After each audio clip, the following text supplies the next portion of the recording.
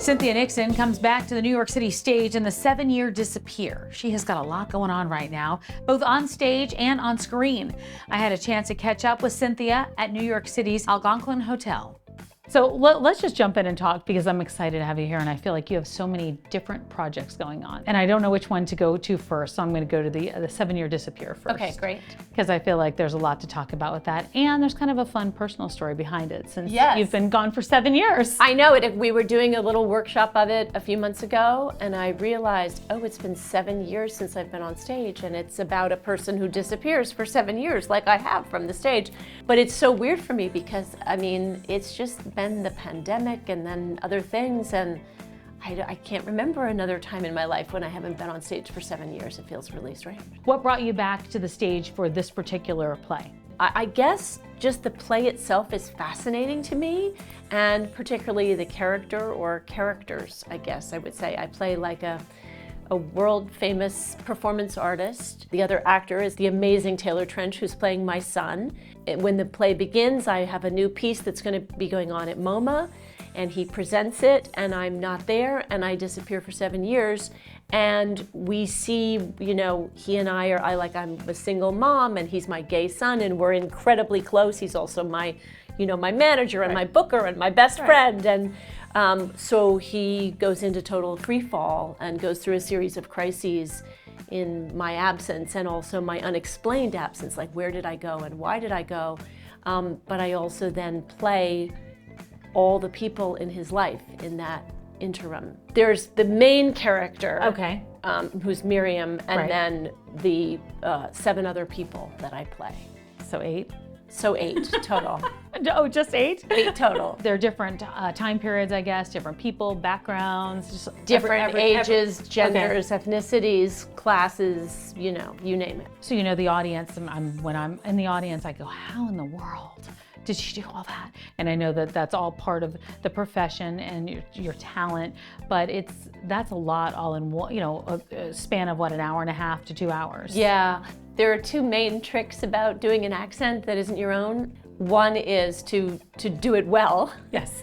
But equally important to that, I think, is to not have it overwhelm you and overwhelm the character and overwhelm the performance. Like, you know, Pat Field, who did the clothes for Sex and the City. Right. I mean, she taught me so many things about fashion, but one, I would say if I had to boil it all down to one, it was like, wear the clothes that show you off. You're not there to show the clothes off, the clothes are there to show you off.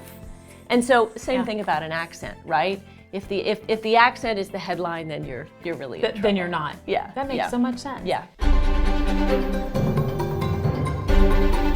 Gilded Age. I was watching it over the weekend, and I was just listening to your voice, and I was just thinking, you know, I think of your voice in the other places I've seen you or in real life, and I just think like, oh my gosh, the voice makes that character a totally different person of who you are as a strong woman, strong, outspoken woman. I just find it fascinating because it makes all the difference in the world of how you're perceived in that role.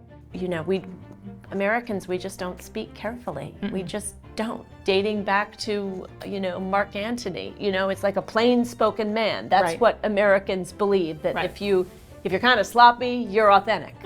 You know, so I got you. You're relatable, It's and so, you know, playing Ada, she's obviously an incredibly sincere person, but that to make sure that no modernisms stick out, or you know, but also to make sure that, you know, the fact that she's so well spoken and speaks so carefully and so properly, it doesn't mean that she's in any way fake. It just means she's well brought up and extremely careful. It was funny because I think one of the recent ones, I went back and rewinded a few times because you and Christine, there was a back and forth, and it was just so, because she's just so snarky and you're just so kind. I was like, I wonder if they're just dying laughing at the end of it, because when she's so quippy with you, it's you know, really Christine always says this, because Christine was the person who started when we started, that she said that Ada and Agnes are almost like a married couple, right? Neither of them has a partner. She's been widowed for a long time. I'm a spinster, and we've lived together for so long. We're really, and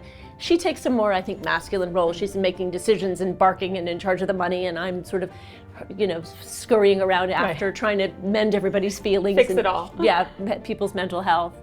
But Christine said that, yeah, it was a real boon for us to have each other, because one of the hardest things to pull off is intimacy. That if you're not actually intimate with that person, whether you're lovers or sisters or parent and child or whatever that is, intimacy is hard to manufacture. So it was a real plus sense for us that we were already such intimate people. I'm on the precipice of doing something either really stupid or totally liberating. And just like that, we'll be seeing that again. I love all your different roles, because I feel like it has to be fun moving from one to another. It is. Right? And they're all in New York, and they're all in New York. Thank God. They are. That's really nice. Oh, it's amazing. Whatever year you want New York to be. And just like that, what kind of reaction have you gotten from that? I'm 53 years old, and so I've hit my midlife. I'm looking for meaning. I just transitioned out of a 30-year career as a newscaster, so that speaks to me in 1,000 different ways. I was so thrilled that when the series came together and we had all these new amazing people, that the people they brought in were very much our peers, that they didn't try and jazz us all up with a lot of 25-year-olds or whatever. That, it's a very, I mean, I'm sure it's a very interesting period in a man's life too, but it's a very interesting period in a woman's life. If you've had a long time career, you've achieved some kind of status, or maybe, like you're saying about yourself, that you choose to then try your hand at something else. If you've had children, you're kind of, aging out of the raising of them, particularly, and you've got all these hormonal things happening, right? Which is, we know all the bad sides of that, but I do feel like there is a way, it is like a second adolescence, but with more wisdom and with a sense that, you're not going to, be here forever. Adolescents, feel that they're completely infallible and immortal, and we don't feel that. No, I appreciate it now too. I appreciate knowing that every, I don't remember it every day, but I remember a lot of days are a gift, in those moments when you at that special time where you think like, oh gosh, I can't stand to be with XYZ, but that's a moment that you might not have again. So. And it's another thing that makes you think, personally, professionally, in every way, am I where I want to be in my life? And if I'm not, what am I waiting for to change? My now what? That's what I keep calling it, my now what. Yeah. It's so true.